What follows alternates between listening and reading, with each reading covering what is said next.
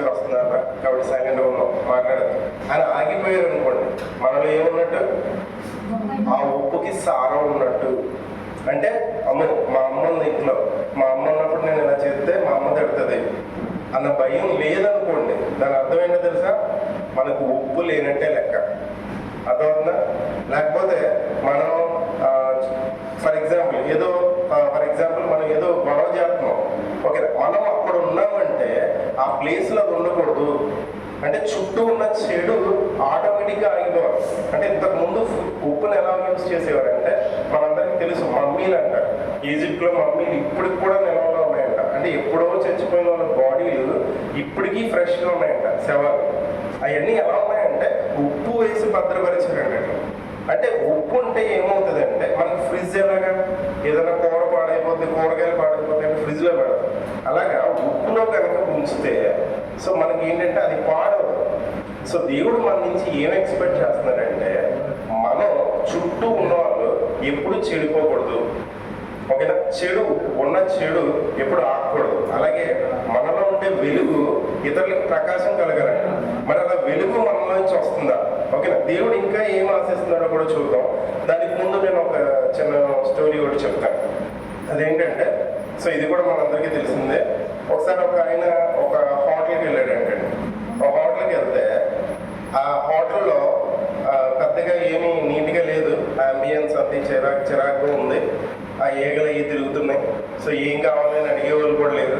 ఓకేనా, ఏదో చెప్పాడు, ఆర్డర్ చేసాడు, ఏదో అలా ఉంది, ఏదో తినేసాడు, వచ్చేసాడు. అయితే మళ్ళీ కొన్ని రోజుల తర్వాత అదే హోటల్కి వెళ్ళాల్సి వచ్చింది, అదే దారంటే వెళ్ళాల్సి వచ్చింది. ఆ హోటల్కి మళ్ళీ వెళ్ళేటప్పటికి ఆ హోటల్ అక్కడ ఉన్న ప్లేస్లో అదే హోటల్ ఉంది, కానీ దాని రూపురేఖ మారిపోయింది. సో లోపల మంచి డెకరేషన్ ఉంది, ఫుల్గా జనాలు కొట్టేసుకుని, సో మంచి రష్గా ఉన్నారు. వచ్చిన వాళ్ళు చక్కగా రిసీవ్ చేసుకుంటున్నారు. ఐటమ్ మీద ఆర్డర్ చేశాడు, చాలా బాగుంది. మనకు డౌట్ వచ్చింది, లాస్ట్ టైం నేను వచ్చింది ఈ హోటల్కైనా వేరే హోటల్కి వచ్చానా అన్న డౌట్ వచ్చి మళ్ళీ అక్కడ ఉన్నవాళ్ళు పిలిచి, అరే బాబు నేను లాస్ట్ టైం వచ్చాను కానీ ఈ హోటల్ ఇలా లేదు, ఇప్పుడేమో ఇంకోలా ఉంది, ఏంటి విషయం అంటే మేనేజ్మెంట్ మారింది సార్, అందుకే మొత్తం అన్నీ మారిపోయినాయి. అంటే మనం ఒకప్పుడు ఎలా ఉన్నాం, చీకట్లో ఉన్నాం. సో అంటే మనం ఈ లెంట్ అనేది, ఈ 40 రోజులు అనేది ఏదో మొక్కుబడికి కాదు, ఆచారానికి కాదు. సో ఈ 40 రోజులు మనం ఎందుకు యూజ్ చేసుకోవాలంటే మనల్ని మనం ట్రైనప్ చేసుకోవడానికి. దేవుడి దగ్గరకు వచ్చే కొద్దీ అంట మనం నీ ముఖ కాంతిలో నా పాపాలు కనబడుతున్నాయి అంటాడు. ఒకవేళ దేవుడు ఆశించిన ఫలాలు మన దగ్గర కనబడట్లేదేమో. పేరుకి నేను క్రైస్తవుడని చెప్తున్నామేమో, పేరుకి నేను బైబిల్ చదువుతున్నాను, పేరుకి నేను ప్రార్థన చేస్తున్నాను, రోజు చర్చికి వెళ్ళిపోతున్నాను, రోజు దేవుని సన్నిధిలో కడుతున్నాను, కానీ నీలో మార్పు ఉందా? ఆ మార్పు ఉందన్న విషయం ఇంట్లో గమనించలేకపోతే, మా అబ్బాయి అలా చేయకండి, మా అమ్మాయి అలా చేయదు, మా ఆవిడ అలా చేయదు, మా ఆవిడ సీరియల్స్ చూడదు, మా ఆవిడ గొడవలు పడదు, మా అమ్మాయి ఇలా ఉండదు అని నీ గురించి ఇతరులు చెప్పాలి, నువ్వు చెప్పుకోవడం కాదు. అర్థమవుతుందమ్మా నీకు? ఎందుకంటే మనం ఉప్పేసినప్పుడు అది కనబడదు, కానీ దాని వైఫై లాగా దాని అవేర్నెస్ తెలిసిపోద్ది మనకి, అది ఎక్కడుంది ఏంటి అనే విషయం తెలిసిపోద్ది. అలాగే దేవుడు కూడా మన నుంచి అలాగే ఆశిస్తున్నాడంట. ఓకే, ఇప్పుడు నేను ఈ ఎగ్జాంపుల్ ఎందుకు చెప్పానంటే, అతను హోటల్కి వెళ్ళినప్పుడు చూడగానే అబ్జర్వ్ చేశాడు. మరి నేను చూడగానే అబ్జర్వ్ చేస్తున్నారు అందరూ. ఇతను గొడవ పడ్డండి, ఇతను క్రిస్టియన్ అండి, ఇతను అబద్ధాలు ఆడండి, ఇతను దొంగతనం చేయడండి, ఇతను మాట మార్చడండి. అంటే మనకు బైబిల్లో కూడా మాట ఉంటుంది, ఏమనుంటుందంటే వారు అంత్యోక్యకు వచ్చినప్పుడు వారి క్రైస్తవులు అన్నమాట రియల్ అంటే.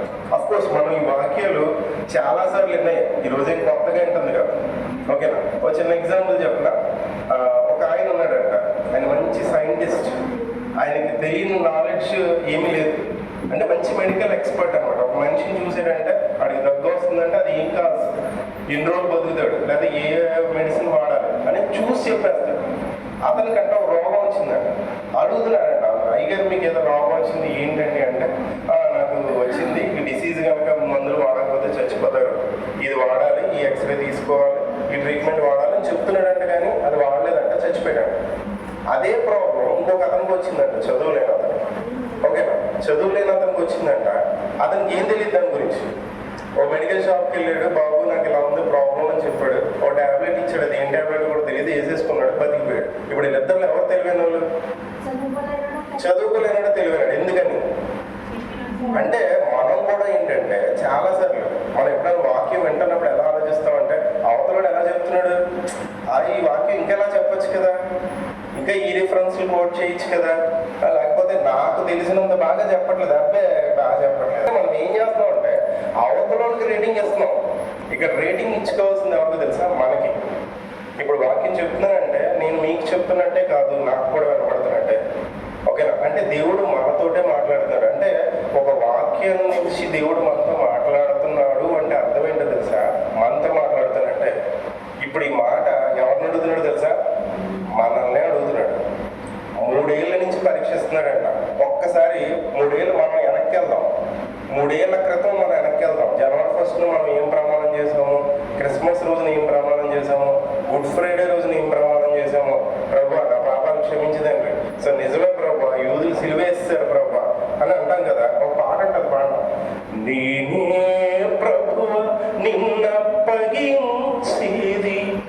నేనే ప్రభువ నేను అమ్ముకునేది, నేనే ప్రభువ నిన్నప్పగించేది, నేనే ప్రభువ నేను అమ్ముకునేది, రొట్టెలా విరిచి నీ రక్తములో కడిగి పంచిపెట్టు నన్ను సాక్షిగా, నా చూపులు నా మాటలు నీ ముఖాన ఉమ్ములై పడుచున్న